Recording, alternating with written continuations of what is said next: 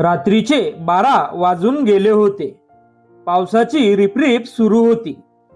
Soham झोमॅटोचा delivery boy पूर्णपणे भिजला होता.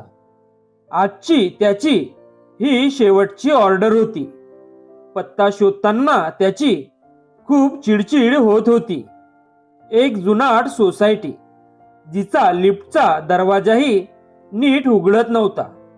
4थ्या मजल्यावरच्या त्या अंधाऱ्या कोपऱ्यातल्या फ्लॅटची बेल त्याने वाजवली.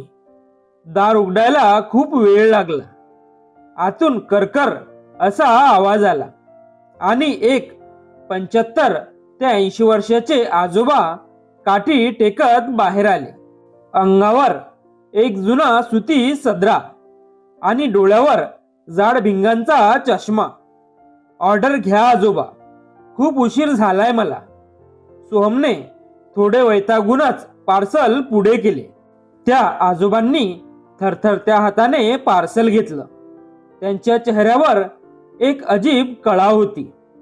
ते सोहमकडे बघून विनवणीच्या सुरात म्हणाले, बाळा, एक 10 मिनिटं थांबशील का? सोहमचा संयम सुटत होता. अहो आजोबा, रात्रीचे 12 वाजलेत. मला घरी जायचंय. माझे आई बाबा वाट बघत असतील. पेमेंट ऑनलाईन झालंय ना? मग काय काम आहे? आजोबांचे डोळे पाणावले. त्यांनी दरवाजा पूर्ण उघडला. आतल्या हॉलमध्ये भयान शांतता होती. फक्त एका कोपऱ्यात एक छोटा टेबल लॅम्प सुरू होता आणि त्याखाली एका बाईचा हार घातलेला फोटो होता. आज माझ्या बायकोचा, सुमतीचा वाढदिवस आहे. आजोबा भिंतीवरच्या त्या फोटोकडे बघत म्हणाले, ती असताना आम्ही दरवर्षी रात्री 12 वाजता केक कापायचो. आज ती नाहीये. आणि माझा मुलगा. आजोबांनी खिशातून एक महागडा आयफोन काढला. तो अमेरिकेत असतो. मोठी कंपनी आहे त्याची. त्याने सकाळीच मला फोन करून सांगितलं, बाबा, तुमच्या अकाउंटला 50,000 ट्रान्सफर केले.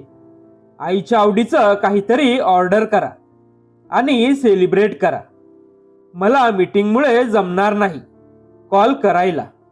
हे सांगताना आजोबाच्या सुरकुतलेल्या गालावरून एक अश्रू ओघळला. बाळा, पैसे खूप आहेत रे, पण हा केक कापताना हॅपी बर्थडे म्हणायला घरात कोणीच नाही. भिंतींना ओरडून सांगितलं तरी त्या ऐकत नाहीत. सोहमच्या पायाखालची जमीन सरकली.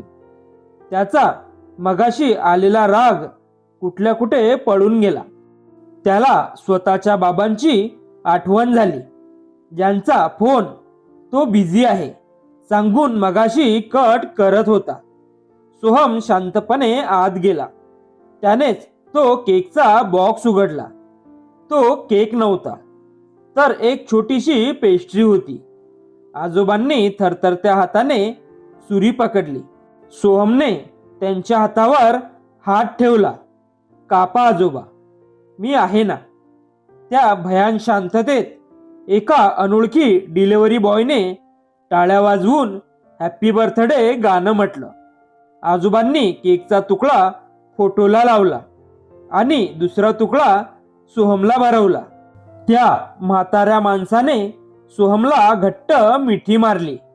त्या मिठीत इतकं दुःख आणि एकाकी पण होतं की सोहमला हुंदका आवरला नाही.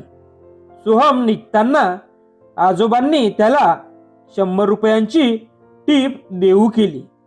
सोहमने नम्रपणे नकार दिला. तेव्हा आजोबा दारात उभे राहून पाणावलेल्या डोळ्यांनी ते वाक्य बोलले, ज्याने सोहमचा आत्मा हलवून टाकला. पोरा, पुढच्या वेळी येताना 2 पोळ्या कमी आणल्या तरी चालतील, पण थोडा वेळ जास्त घेऊन ये रे, कारण भूक पोटाला लागते, पण घरपण मनाला. सोहम जिन्यावरून खाली उतरला तेव्हा पाऊस थांबला होता, पण त्याचे डोळे वाहत होते. त्याने बाईक बाजूला लावली आणि पहिला फोन आपल्या बाबांना लावला. हॅलो बाबा, झोपलात का? नाही, काही नाही. फक्त तुमचा आवाज ऐकायचा होता. कधी कधी पोट भरणाऱ्या ऑर्डरपेक्षा मन भरणाऱ्या 2 शब्दांची किंमत करोडोत असते. जर ही कथा तुम्हाला आवडली असेल तर लाईक आणि शेअर नक्की करा. तुमचं एक शेअर ही कथा आणखी लोकांपर्यंत पोहोचवू शकतं. अशाच हृदयस्पर्शी मराठी कथा ऐकण्यासाठी मॉरल स्टोरीजला फॉलो आणि सबस्क्राईब करायला विसरू नका. पुन्हा भेटू एका नव्या कथेसोबत. तोपर्यंत धन्यवाद.